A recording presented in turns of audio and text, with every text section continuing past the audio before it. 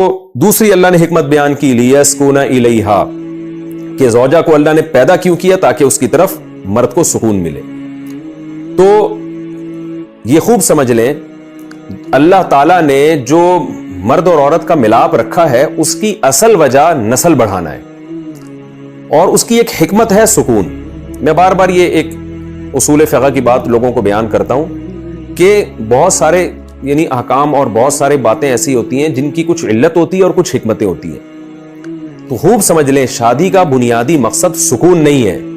شادی کا بنیادی مقصد نسل بڑھانا ہے۔ جو نر مادہ کا نظام، میل فیمیل کا نظام جو اللہ نے پیدا کیا ہے وہ نسل کے بڑھانے کے لیے پیدا کیا ہے، اس کا بنیادی مقصد سکون نہیں ہے۔ سکون اس کے ضمن میں اللہ تعالیٰ عطا کر دیتے ہیں، یہ اللہ کی رحمت ہے۔ یہ مضمون احادیث سے بھی ثابت ہے اور قرآن میں دوسرے مقام پر بھی ثابت ہے۔ اسی طرح حدیث میں آتا ہے ایک صحابی نبی صلی اللہ علیہ وسلم کے پاس آئے اور عرض کیا یا رسول اللہ انی اصبت امرأۃ ذات حسن و جمال و منصب او کما قال کہ یا رسول اللہ مجھے ایک ایسی عورت کا رشتہ میسر آیا جو خوبصورت بھی ہے، مالدار بھی ہے اور اونچے گھرانے کی بھی ہے، لیکن اس کے اولاد نہیں ہوگی، بانجھ ہے۔ تو 3 دفعہ مختلف مجلسوں میں صحابی آئے اور تینوں دفعہ نبی نے ان کو منع کیا، اور پھر آپ نے فرمایا تزوجوا الودود الولود فإنی مباہی بکم الامم، ایسی عورت سے نکاح کرو جو محبت بھی کرے اور اولاد بھی دے تمہیں۔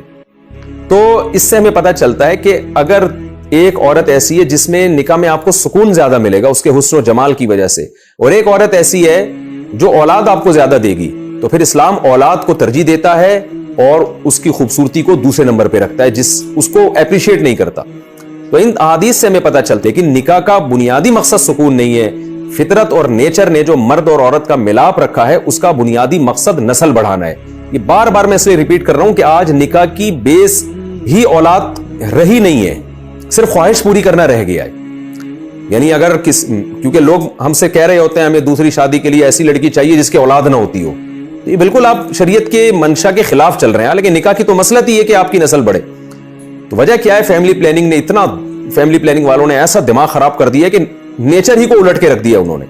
تو اس لیے خوب سمجھ لیں کہ اگر کوئی حسین عورت ہے لیکن آپ کو پتہ ہے اس سے اولاد نہیں ہوگی، اس کے مقابلے میں کوئی بدصورت ہے جس سے آپ کو پتہ ہے کہ اولاد ہوگی، تو اسلام آپ کو ترغیب دیتا ہے کہ آپ اس بدصورت سے کر لیں، کیونکہ اولاد کی حکمت باقی تمام حکمتوں میں سب سے پہلے۔ ہاں یہ ضرور ہے کہ اگر آپ نے شادی کر لی اور آپ کی زوجہ کی اولاد نہیں ہو رہی کسی وجہ سے، تو اس کو طعنے دینا یا طلاق دینا بہرحال پسندیدہ کام نہیں ہے، وہ پھر تقدیر کا حصہ سمجھ کے اس پہ صبر کیا جائے۔ میں تو صرف یہ بتانا چاہ رہا ہوں کہ نکاح کا بنیادی مقصد وہ اولاد ہے، سکون ایک ضمنی چیز ہے جس کا قرآن نے یہاں تذکرہ کیا، جیسے ایک اور مقام پر آتا ہے جعل لکم من انفسکم ازواجا وجعل بینکم مودۃ ورحمہ،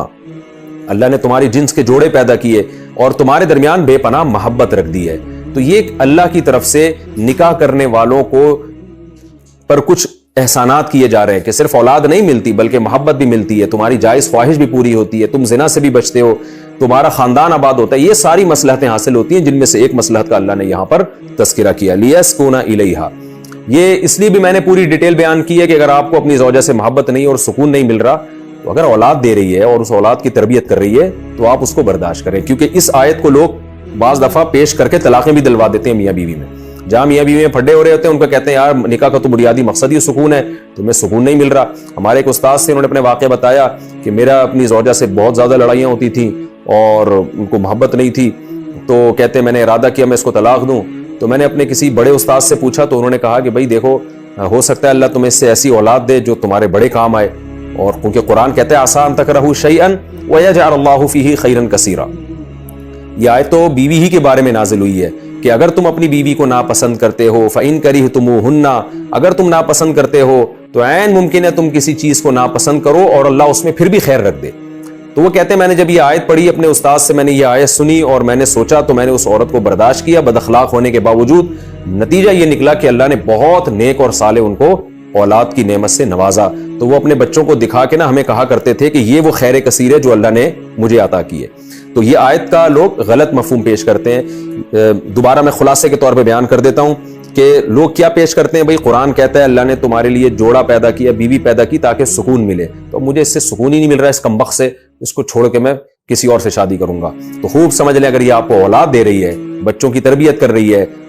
تو یہ اس کو روک لینا، یہ اس کو چھوڑ دینے سے بہرحال بہتر ہے، الا یہ کہ ناقابل برداشت ہو جائے کسی کے لیے، کیونکہ نکاح کا بڑا مقصد نسل بڑھانا ہے۔ باقی ساری چیزیں دوسرے درجے میں. اس لیے میں نے اس آیت کی اتنی لمبی چوڑی آپ کے سامنے تفسیر پیش کی ہے.